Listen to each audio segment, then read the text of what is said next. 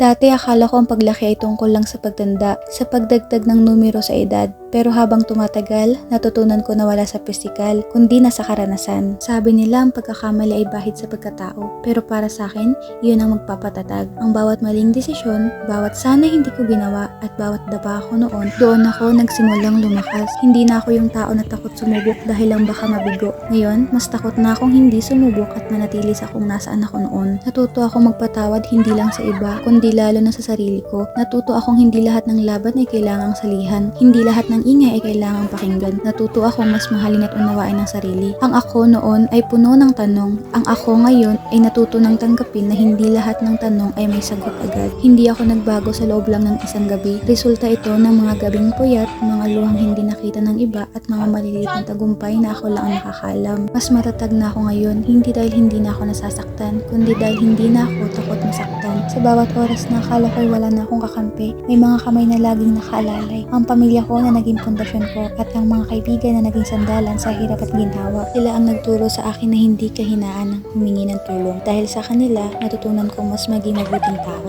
Dahil sa tiwalang binigay nila, nagkaroon ako ng lakas na humakbang palabas sa aking mundo. Sinong mag-aakala na susubukan ko ang mga bagay na dati ay hanggang tingin lang ako. Mga hilig na akala ko ay hindi para sa akin at mga hamon na akala ko ay susukuan ko agad. Lasan ko na ang buhay ay hindi lang pala tungkol sa pag-iwas sa pagkakamali. Hindi tungkol sa pagtuklas kung ano pa ang kaya kong maging. Ang kahapon ay magsisilbing aral, ang ngayon ay bigay na regalo, at ang bukas ay aking pagkahandaan.